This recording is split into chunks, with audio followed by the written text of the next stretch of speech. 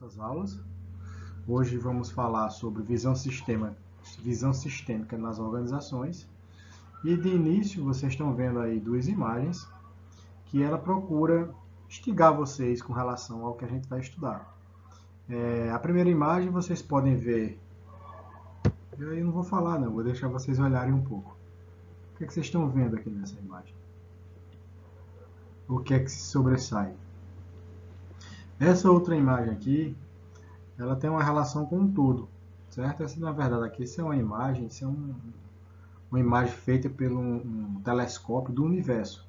O universo que eles conseguem observar hoje, ele teria essa aparência em um determinado formato que eles usam cientificamente, enfim. Então, a ideia do todo, que é o que a gente consegue observar hoje no universo, estaria dentro dessa imagem aqui. Então, isso seria a representação do nosso universo. Enfim, olhem um pouco e procurem pensar o seguinte: visão sistêmica nas organizações. O que é que isso quer dizer? O que isso tem a ver? O que é que isso tem a ver com a psicologia? O que é que isso tem a ver com o administrador? Vamos dar sequência.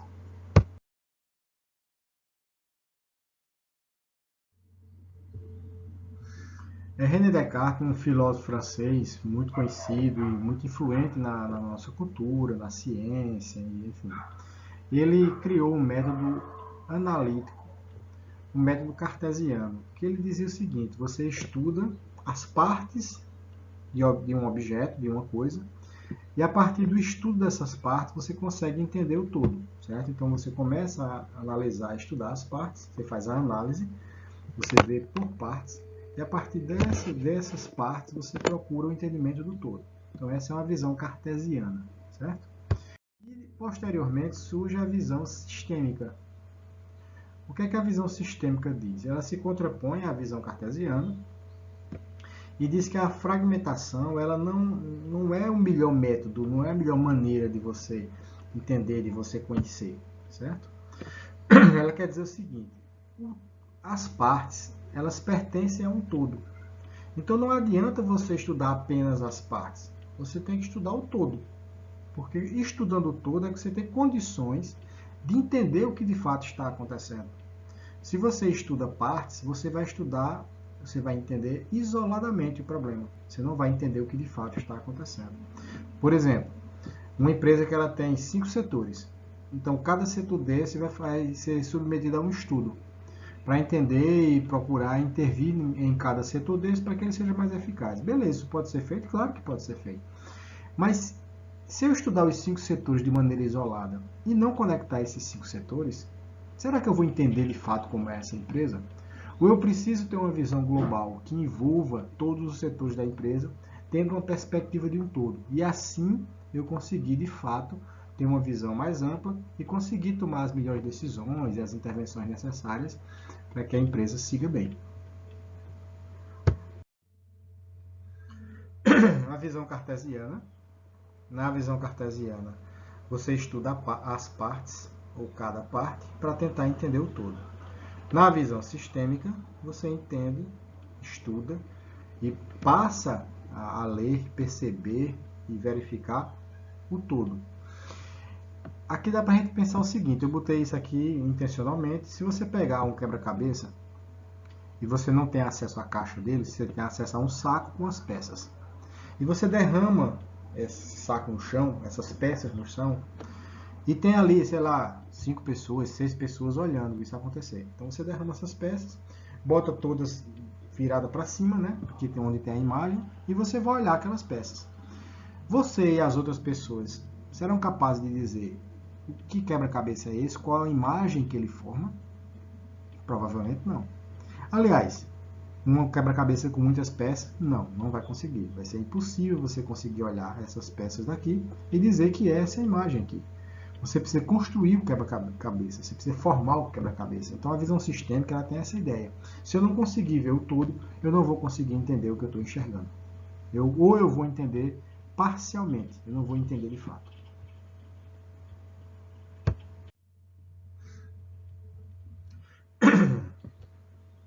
Como é que se constitui um sistema?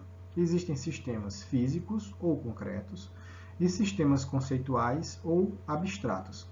Os sistemas físicos são sistemas que são, assim, têm uma estrutura clara, como um equipamento, uma máquina, peças, instalações e até pessoas. Nós temos estrutura, nós somos físicos também.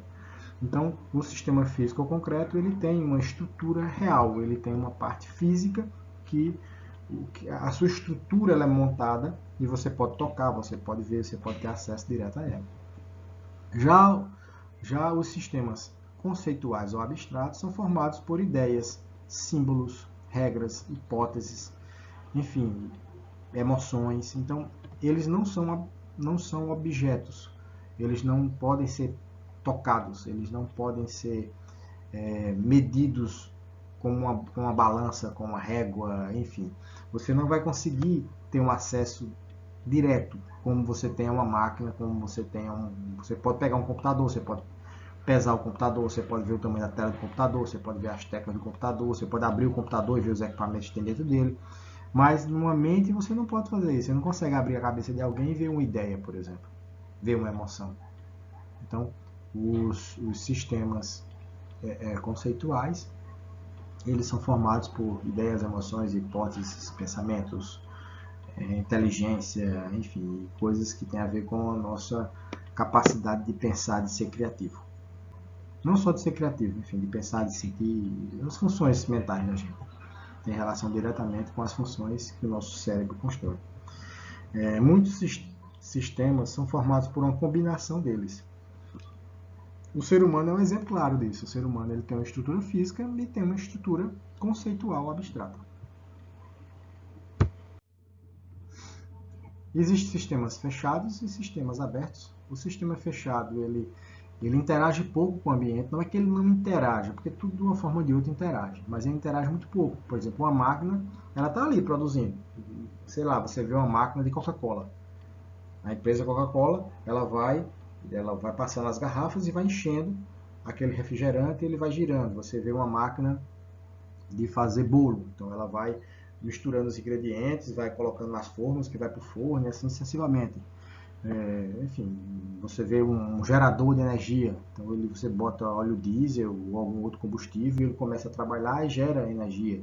Então, essas máquinas, elas são sistemas fechados, certo? Elas têm uma estrutura fechada e a interação delas é muito pequena com o ambiente. Não é que não existe, ela precisa de energia, ela precisa de manutenção, tal, mas a interação é muito pequena.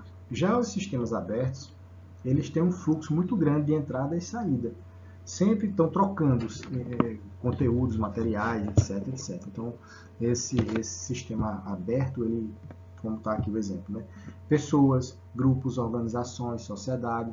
Então, eles estão relacionados a nós, a seres humanos.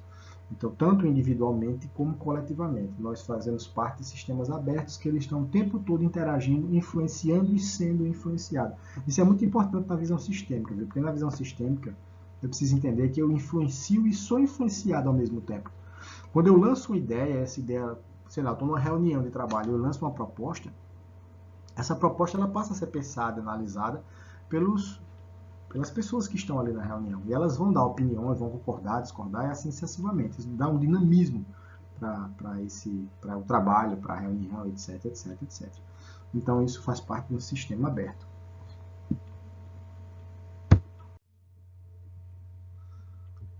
Os parâmetros de um sistema. O que é que existe no sistema? Como é que ele é composto? Como é que ele é estruturado? Então vamos ver. O sistema ele tem uma entrada, que é o que chega ao sistema, por exemplo. Ele importa do meio para depois processar. Você pega, como exemplo que vocês vão ver a seguir, você quer fazer um bolo, você vai usar ingredientes. Então, você vai pegar esses ingredientes, né? E esse ingrediente precisa de entrar no sistema. Se ele não entrar no sistema, não tem como fazer o bolo.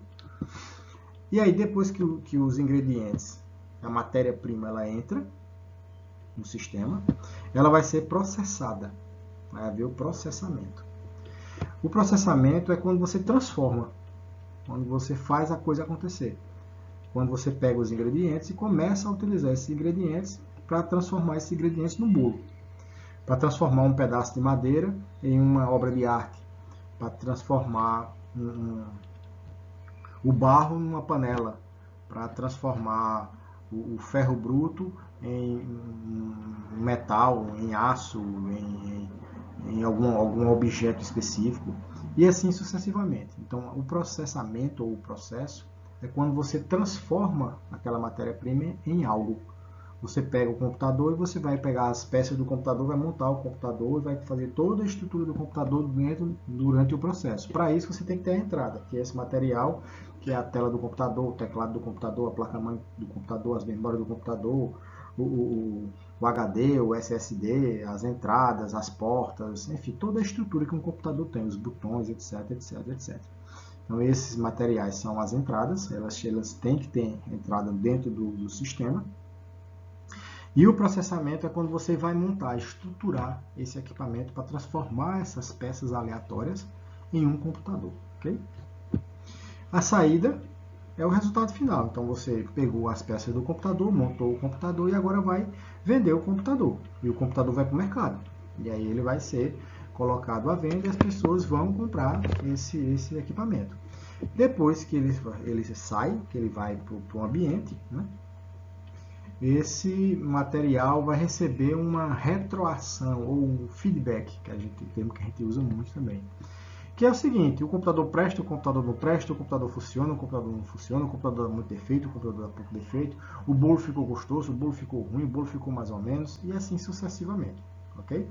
Então, esse feedback vai te dar uma referência, vai te dar uma informação para você saber se aquele produto está sendo bem construído ou não, se aquele produto está satisfatório ou não. E o ambiente que envolve tudo isso aqui. Tudo isso aqui está inserido em um ambiente, certo? O ambiente, ele é assim, todo processo, toda estrutura, todo sistema faz parte de um ambiente, né? Os seres humanos fazem parte do ambiente, as máquinas que eles constroem fazem parte do ambiente, os animais fazem parte do ambiente e assim sucessivamente. Todos os sistemas estão integrados dentro do ambiente e esse ambiente vai influenciar o sistema e vai ser influenciado por ele. Ok? Aqui um exemplo, né? A entrada, você pegou aqui os equipamentos para montar o computador, placa-mãe, memória, tela, teclado, etc, etc.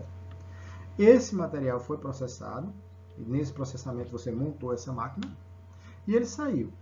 Né? Quando ele saiu, ele foi para o mercado, foi vendido, e essa venda, e a venda vai dizer, os clientes que compraram vão dizer se o computador é bom, se não é bom, se dá defeito, se não dá, enfim, como eu já expliquei.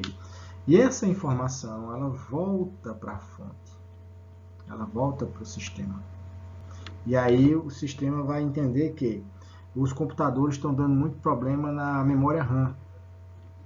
Então é comum queixas do computador dessa empresa na memória RAM. Então você vai ter que fazer uma verificação como é que esse processo está acontecendo, ou se o material que dá a entrada, ou o material que você está colocando não é um bom material, ou o processo está sendo mal feito, um dos dois. Alguma coisa está acontecendo aqui que está deixando esse computador dando problema na memória RAM. Então você vai fazer uma investigação para descobrir o que está acontecendo e aí você corrigir o problema. Sempre numa visão holística, uma visão sistêmica. Eu não comentei no início, mas também se fala de visão holística, que é a visão de um todo, que comunga, se ajusta, combina com a visão sistêmica. A visão sistêmica é a visão do todo, a visão holística também é a visão do todo. E aí o que eu falei, né? As entradas. Aqui a gente vai fazer, obviamente, um bolo. Então tem ovos, leite, açúcar, manteiga, tempo, energia, técnica, conhecimento, fogão, cozinheiro. Tudo isso aqui são as entradas.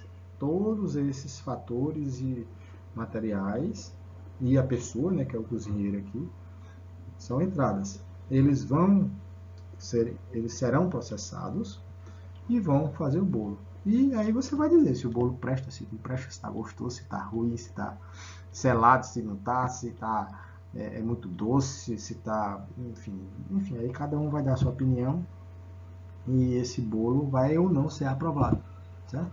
Se o bolo estiver bom, beleza, bola para frente. A tendência é de que você venda cada vez mais. E claro que ele tem que ter um preço justo. Se o bolo está ruim, não adianta baixar muito o preço não, porque você vai continuar vendendo pouco bolo, que as pessoas não vão gostar.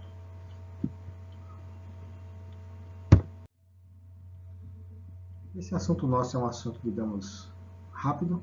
A gente vai chegar ao nosso último slide agora, fazendo só uma visão geral para vocês de algumas principais teorias e teóricos que falam da visão sistêmica. A Gestalt, o Wertheim, ele começou a estudar. A Gestalt é uma escola da psicologia, certo?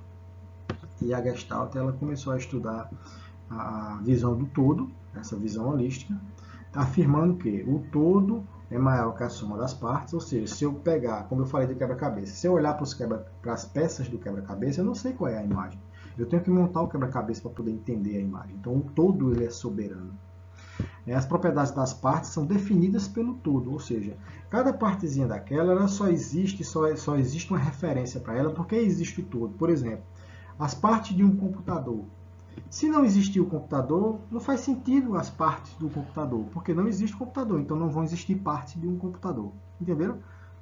Então, para que as partes elas tenham algum tipo de identificação, elas têm que pertencer a alguma coisa. Se elas não pertencem, elas não serão identificadas. A cibernética, né, que tem a ver com aquela revolução da tecnologia, etc, etc. Então, ela começou a criar os sistemas, a mostrar como os sistemas funcionavam, etc, etc. Então, ela, assim, na cibernética se vê que a informação é a base do controle dos sistemas. Então, o sistema ele precisa de informação para existir. O autocontrole do sistema depende de informações sobre o seu objetivo e sobre o seu próprio desempenho, ou seja, aquele processamento, tanto as informações que chegam, como a maneira como elas são processadas, como as informações que você tem para influenciar o processamento, tudo vai depender de informações, porque aqui eles estão trabalhando com essa questão da cibernética e isso faz com que você dê uma valorização a essa troca de informações, esse input e output, ou seja, essa entrada e saída de informações o tempo todo e o sistema rodando e a partir desse processamento você constrói as coisas. E por fim, a teoria dos sistemas, né? O desempenho pelo qual o desempenho de qualquer componente depende do sistema em que ele se insere. Ou seja, às vezes você tem um jogador que ele é excepcional, mas o time que ele está jogando é um time fraco. Então ele não consegue ter um desempenho superior, porque ele não consegue ter parcerias que ele teria em um time mais forte, entendeu? Então ele fica abaixo do seu potencial, por quê? Porque o sistema não está permitindo que isso aconteça. Às vezes ele dá o sangue, faz de tudo, mas não consegue. O time não consegue vencer, ele fica sobrecarregado, ele fica super marcado demais e não consegue se liberar. Por quê? Porque o sistema não está funcionando adequadamente para dar condições para ele ter aquele desempenho superior. Mesma coisa na empresa. Você tem alguns colaboradores que eles têm, por exemplo, um cara é muito bom em fazer design, em construir materiais para a internet, por exemplo, imagens, sites, enfim, ele é muito bom nisso aí. Só que o computador dele não é um computador top, é um computador mediano. Então ele tem uma lentidão no processamento das imagens, das informações, porque o computador dele não é adequado. E a estrutura que ele tem na empresa na qual ele trabalha também não é mais adequada. A cadeira que ele trabalha não é melhor, a temperatura, a climatização não está boa, é um ambiente barulhento que o atrapalha. Então o sistema não está permitindo com que ele tenha um desempenho ideal, ou próximo ao ideal. Ideal na verdade não, porque eu acho que ideal não existe, ideal está só na ideia. Um desempenho excelente. Por que ele não consegue esse desempenho excelente? Porque o sistema não está permitindo isso para ele. Vejam como isso é importante, turma. Ó, nós estamos dentro de sistemas sempre. E o sistema ele vai impactar na gente e a gente vai impactar no sistema. Como eu falei, tem aquela retroalimentação, coisa que sempre vai entrar e sair, sempre vai girar. Então, uma organização, uma empresa que não tem uma visão sistêmica, não tem uma visão holística, ela é uma empresa que vai ter muitas falhas e vai subutilizar muitos colaboradores que muitas vezes têm um potencial excelente, mas não conseguem desenvolver esse potencial por inúmeros fatores que o sistema trava, certo? Então o sistema segura aquele potencial e a empresa não consegue funcionar na sua excelência. E aí fala, né, que é necessário usar uma abordagem holística ou sistema para lidar com a complexidade de tudo que existe, de tudo que é feito, de todo o funcionamento da gente. Então, o que a gente quer destacar e chamar a atenção nessa lógica da teoria sistêmica? é que um gestor, como vocês estão estudando para isso, um gestor, porque, como eu falo sempre, quem estuda e quem se qualifica vai estar à frente, vai estar na liderança, vai estar executando os trabalhos mais importantes. Então, vocês estão fazendo isso. Então, esse trabalho de vocês, esse estudo de vocês, é para gerar condições para vocês serem líderes, para vocês conduzirem os processos da melhor maneira possível. Não precisa ser administrador para isso, não. Qualquer formação que você tenha uma função de liderança, você precisa saber administrar, não necessariamente ser um administrador, mas administrar aquele trabalho, gerir aquele trabalho. E esse tipo de conhecimento vai ser um passo a mais que você vai dar. Então, obviamente, vocês vão ter que estudar os materiais, ler os conteúdos, etc, etc. Mas entendam isso. Com uma visão sistêmica, você se torna muito mais eficaz. Você consegue ter uma visão muito mais ampla das coisas e tomar melhores decisões. Então é isso. Vamos seguir e até a próxima aula. Um abraço.